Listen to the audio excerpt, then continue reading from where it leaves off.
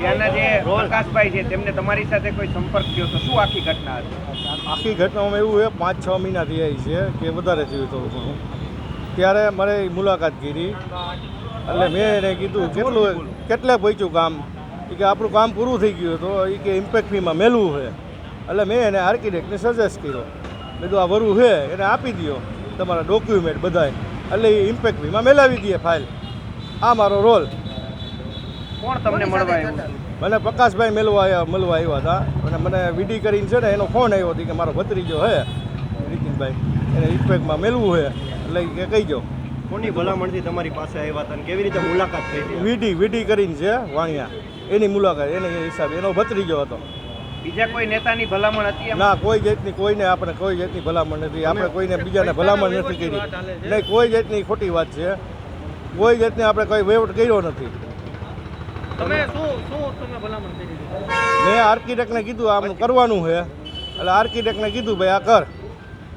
એ મારી ભલામણ impact fee ભરવાની છે તો ભરાવી વાર.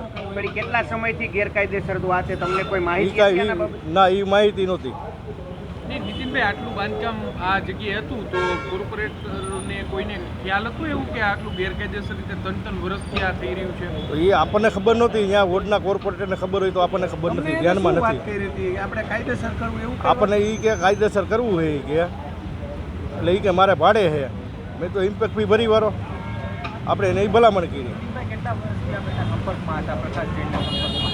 પ્રકાશ જૈનના સંપર્કમાં આવ્યા ત્યારે જ આવ્યા આપણે એની 6 મહિના પહેલાં, 6 કે 7 મહિના. એ કે મારે આવું છે કે મારે કાયદેસર ગેમ ઝોન છે મારે એ કે કાયદેસર કરવું. એના કાકાનો અંકલનો ફોન આવ્યો એટલે મારે એને વાત કરી એટલે મેં કીધું એ ઓફિસે આવજો. એ રીતે વાત થઈ. વીડી મારા ભાઈબંધ છે એટલે એને હિસાબે ભલામણ કરી. ના, ડિમોલેશનનો આપણને કોઈ જાતની ખબર નથી. આપણે કોઈ અધિકારીને કીધું નથી. અધિકારીઓ સાથે કોઈ વાતચીત તમારે કોઈ જાતની વાત નહોતી થઈ. આર્કિટેક્ટને કીધું હતું પહેલાં તું ફાઇલ કમ્પ્લીટ કરી લે પછી આપણે વાત કરશું ક્યાં અટકે ત્યાં. બધું કમ્પ્લીટ હોય ફાઇલ તો થઈ જાય.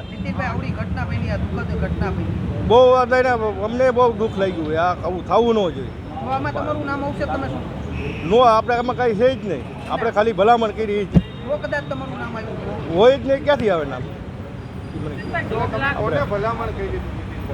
મેં આર્કિટેક્ટને કીધું, મેં તો આર્કિટેક્ટને કીધું આ લઈ લે આ ફાઇલ અને આ કરવાનું છે આ રીતે. અને એનો પ્લાન મુજબ આપણે છે એનો ડ્રોઈંગ બનાવી નાખી એટલે ડ્રોઈંગ બની જાય એટલે એ આપણે ફાઇલ મેળ દઈ જાય. તો એના ડ્રોઈંગ હમણાં 2-3 મહિના પહેલાં મારી પાસે આવ્યા બે પ્રકાશ ને યુવરાજ.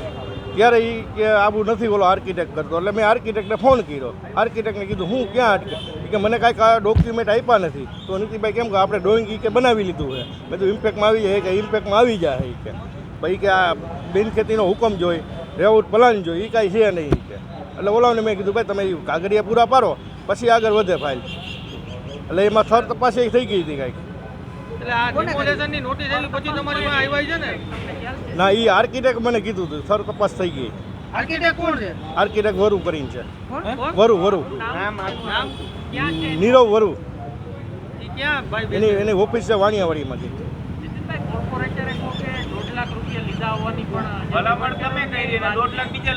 એ ખબર નથી આપણને. ભલામણ આપણે કોઈ અધિકારીને હજી કરી નથી એ હું તમને કહું. આર્કિટેક્ટને આપ્યો જ ભલે. અમે કોઈ જાતની અધિકારીને ભલામણ કરી નથી એ બારામાં. હા, આપણે ભલામણ કરી જ. અને રાજકારણી અમે છે કોર્પોરેટર છે તો આવતો હોય ભલામણ કરતા હોય નાના મોટી. કોઈ બી નહીં. ના, એ નહોતી ખબર આપણને. તમે ક્યારે એ જગ્યાએ ગયા?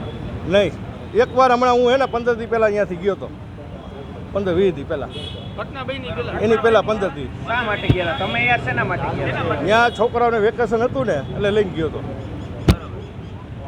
આખું એ ગેરકાયદેસર હાલતું હતું એને કાયદેસર કરવા માટે તમારે ભલામણ કરી દીધી? એવી ભલામણ કોઈ જાતની નથી કરી. મેં એને જે મકાન બનાવ્યું હતું એની ઇમ્પેક્ટ ફી હાટું ભલામણ કરી આર્કિટેક્ટને. આથી પછી આવ્યા છે.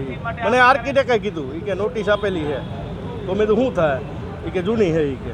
તો મેં તો થતું હોય તો કરી દો. આ રીતે વાત હતી. આ ગેરકાયદેસર કાયદેસર કરવામાં આવે છે આ પ્રકારે આ ઇમ્પેક્ટ